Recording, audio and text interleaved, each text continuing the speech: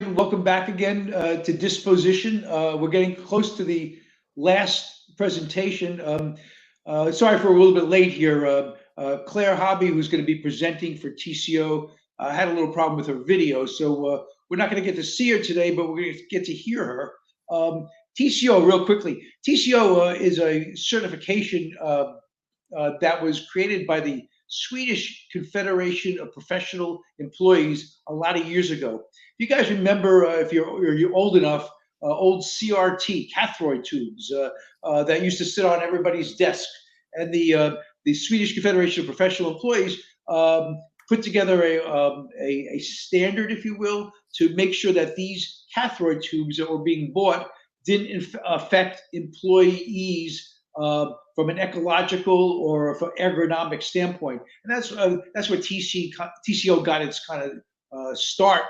If you look at the logo on the screen that Claire has up there, you'll see that. I know when I start my Lenovo laptop, it always pops up TCO certified. So they're big, they're respected, they're worldwide, and I wanted to talk. And they're relevant today. Back then, it was cathode tubes protecting the environment and protecting employees. Today, it's keeping stuff out of e-waste, out of landfills, and protecting customer data. So with that, Claire, take it away. Thank you. Thank you, Joe, and hi, everyone. And my sincere apologies for not being on video today. I'm not a video-averse person. It's just that technology has decided to not be my friend at this time of the day. So thanks for your patience. But so last session of the day, and I've been in and out of the conference all day and was just so kind of thrilled and excited to hear sustainability is so top of mind in the ITAD space right now. It's a somewhat new space for us to get involved with, and we're getting involved pretty quickly, as I'm sure many of you know through our recent conversations together. And you know, I come to this session thinking, well, I'm going to have to explain why sustainability is not an option. We're there. I don't think anyone needs an explanation as to why sustainability is so important in this whole ecosystem of electronics where we're so active.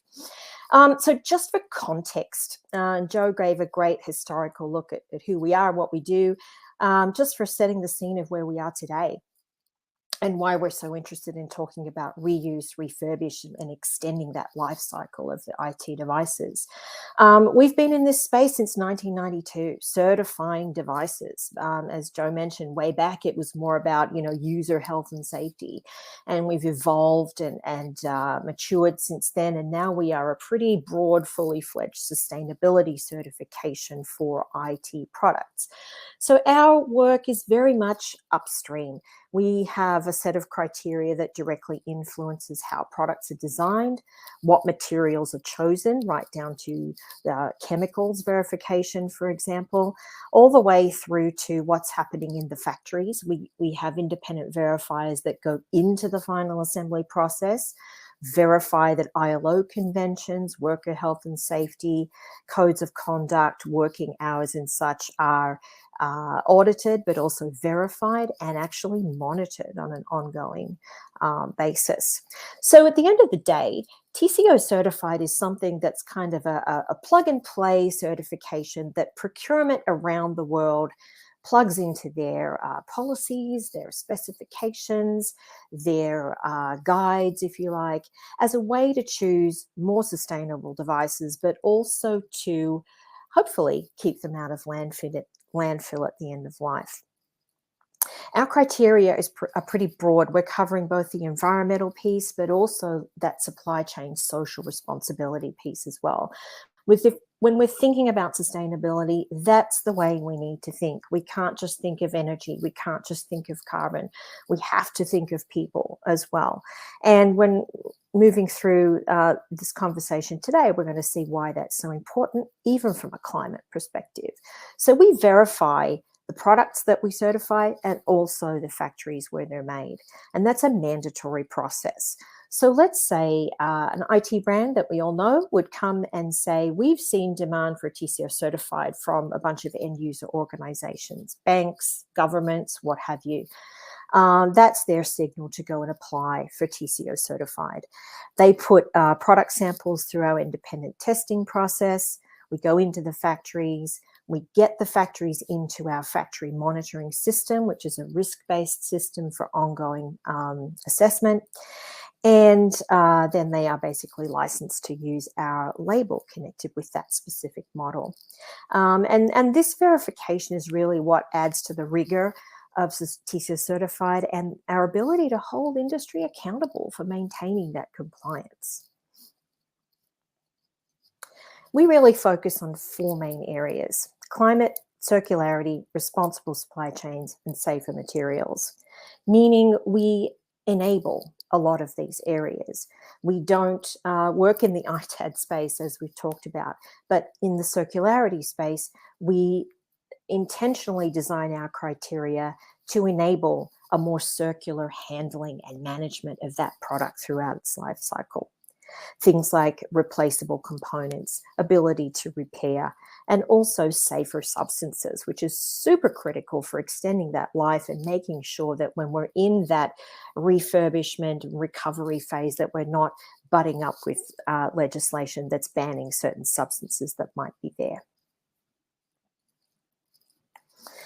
So if we kind of zoom out a little bit from our sustainability conversations today, we really get that feeling that sustainability is at an inflection point, right? If you're anything like I am, your LinkedIn feed every day is just exploding with white papers and good examples and policies and data reports around all things sustainability and IT. There's a lot of good intentions there. There's a lot of varying quality of data reporting and different approaches, but it's everywhere. It's no longer an option. The climate crisis is real.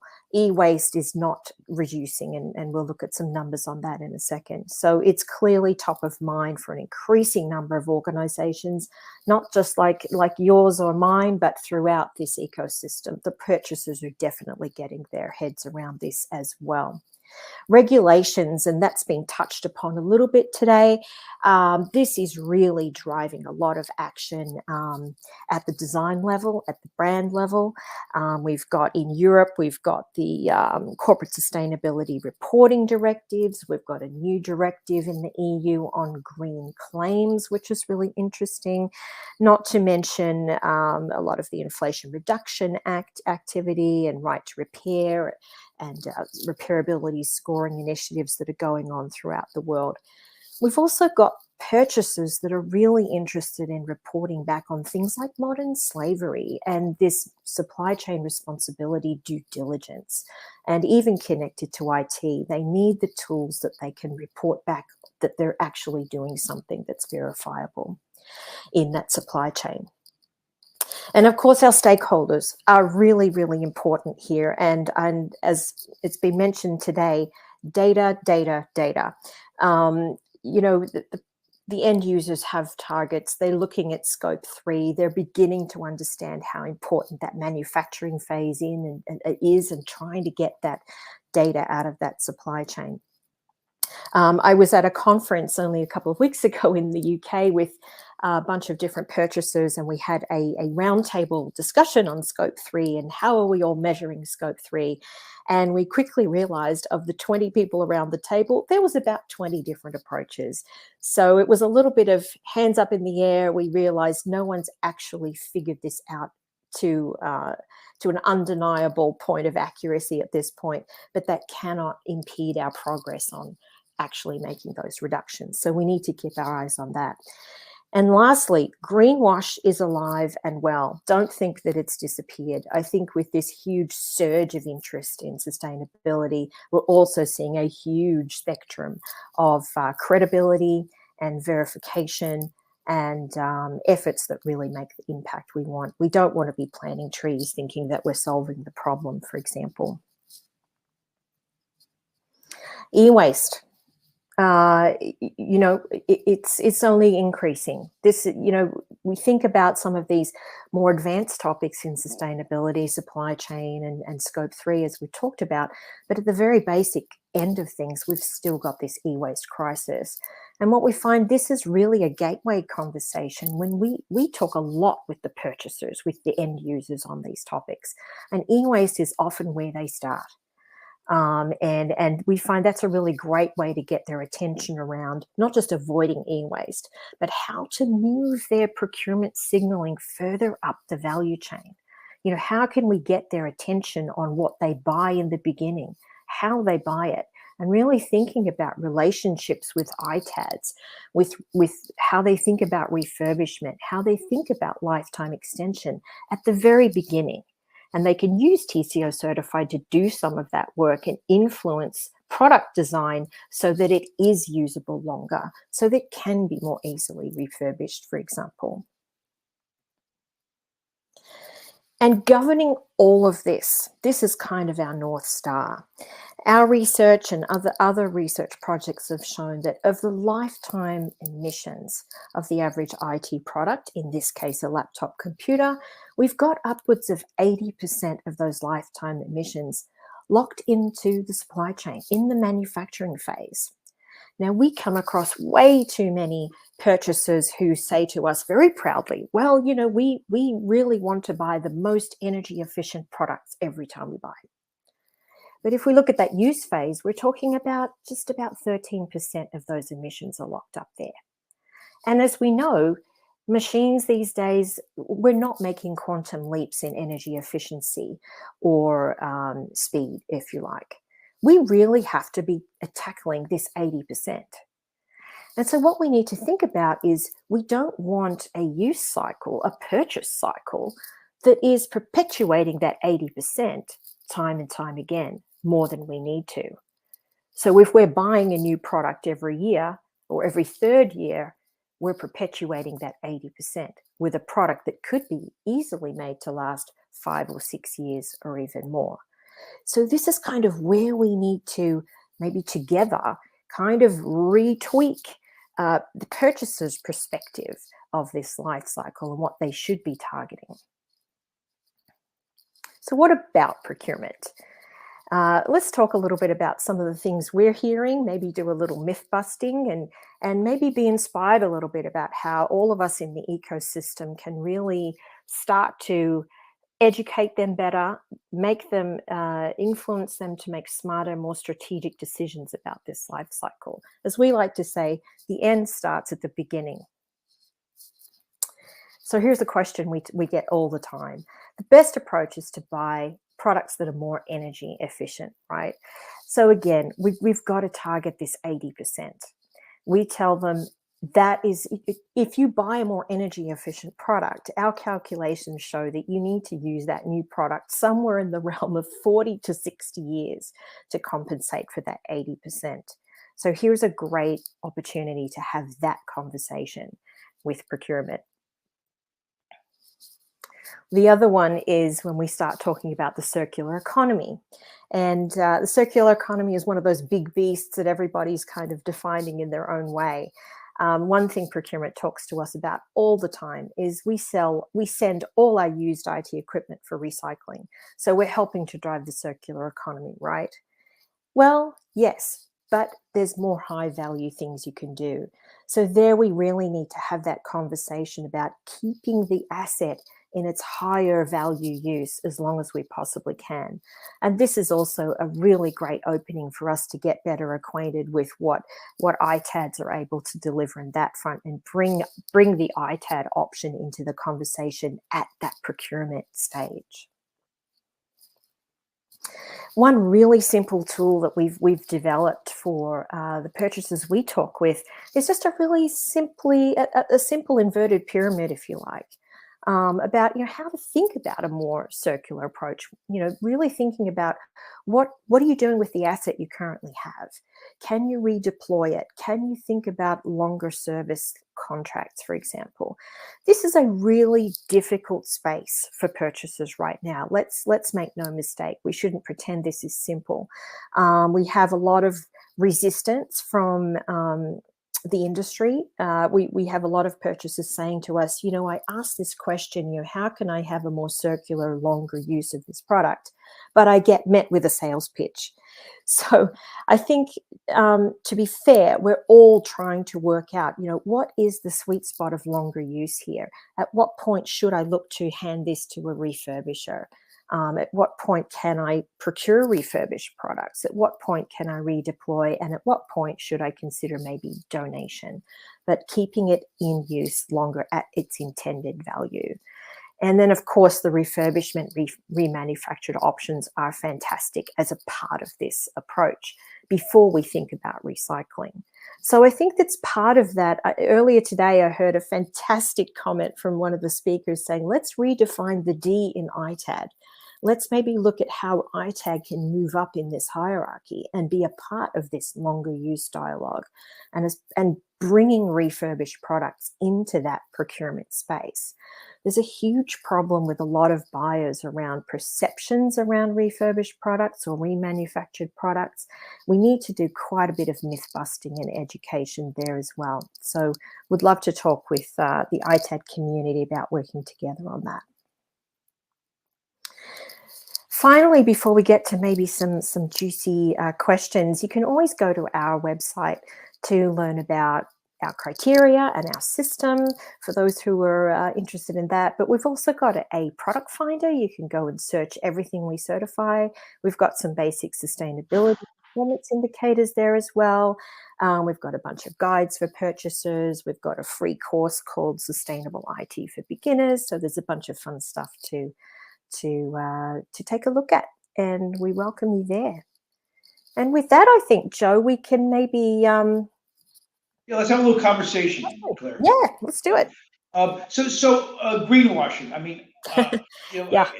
it's funny. The term came up. I think it was invented back in the '80s or so when hotels used to put signs in the hotel room. They probably still do, saying, you know, if you use your towel 2 or 3 times, it saves the environment. Yeah. How do you see greenwashing happening, you know, in our space?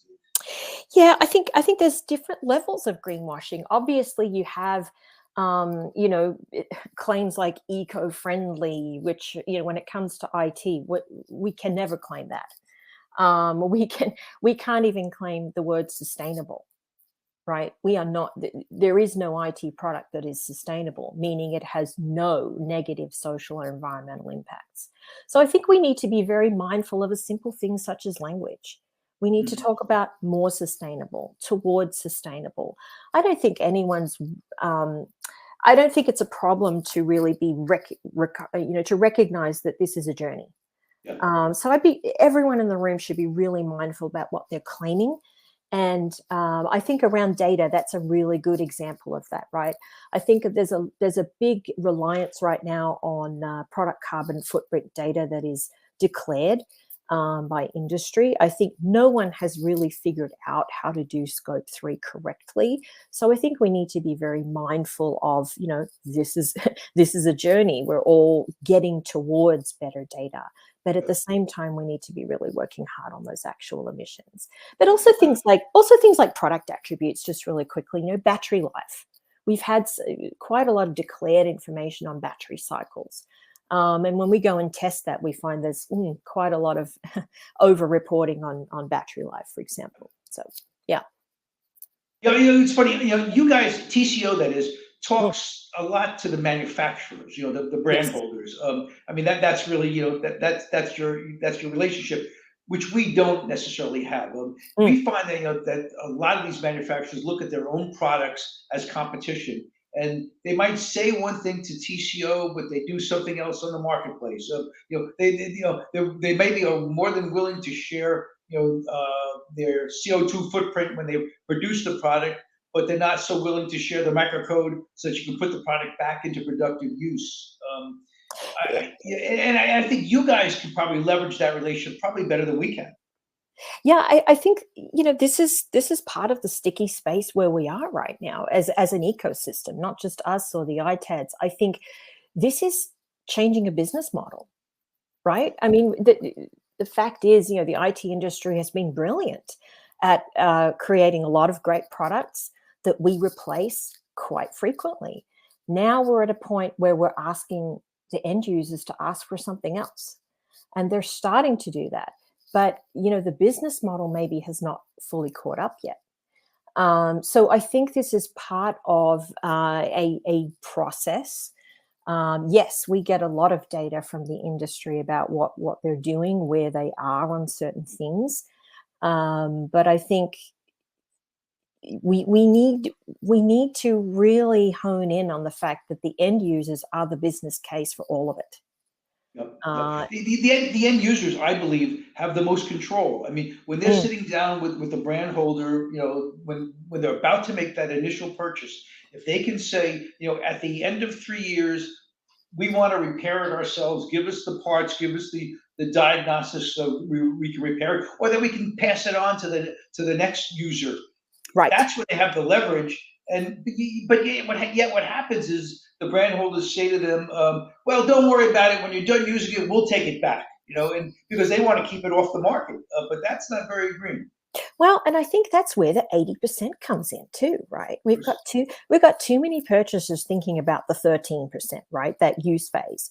If you go back and we get everyone focused on that 80%, right? We've got a situation where the industry knows this is coming, right? You go back to some of Kyle's points on right to repair. The industry is very aware of this trend. But what we're seeing a little bit is that sometimes when purchasers bring it up is that that the response is like, well, just do product as a service. Or, you don't have to buy the product. And, those things have some potential to be good. I'm not dissing them at all. But be mindful of what you're getting into. Are you getting that new product equally as frequently as you were before? A financial construct doesn't make for a better life cycle necessarily. Sure, So sure.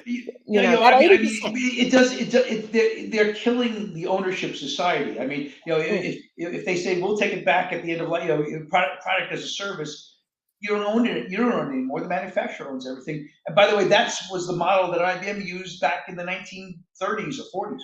Yeah, yeah. So I think getting our attention on that 80%, what is actually happening in the supply chain, and extended product life in our research is the best thing. If we just look at sustainability as the stakeholder here, extending the high value life of that asset. And we need to figure that out. Purchasers are very interested in it, but they come up against, things like software obsolescence and, issues that are not new to us. And the data security issue is massive. I don't think we should duck away from that either. But lots for us to talk about moving forward. I'll tell you what, I want to tell our listeners to take a look at, go to the TCOcertified.com. Take a look at the product finder, because I think it's not 100% there yet, but it's getting really close. I mean, where you can type in a model, and it tells you things like the specs, first of all, the size of the display and how much it weighs. But soon, I don't think it does it yet, but soon it's going to show you what the CO2 footprint was when that product was produced. And once you can do that, then you can say to a potential buyer, listen, this is what you can prove ESG. You can say, this is the CO2 savings if you put this product back into productive use rather than installing a new one. That's when the ESG is really reportable, if you will. Yeah, so we'll have some more to say on carbon and some tools coming down the pipe a little bit. And I think one thing to be mindful of on product carbon footprint is a lot of the calculation tool. There's a lot of different calculation methodologies right now.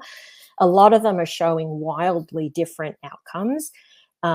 So there's not a whole lot of accuracy there. We're working on an approach that we think is decent as this space evolves. But we've got to be mindful too, a lot of the calculations out there right now don't take the use phase into account. They don't take into account whether you're using this for 3, 5, or 6 years, for example. So that's something to keep in mind. Yep. Claire, thank you. I mean, I think that was great. We love the relationship with TCO. We like where you're headed. I think that you are ITAD friendly. and yet you have the relationship with the manufacturer. So you kind of span a nice space that, we need to kind of get as close as we can to. So I want to thank you for being here today. Absolutely. Again, apologies for my lack of camera, but it happens. Technology, yeah.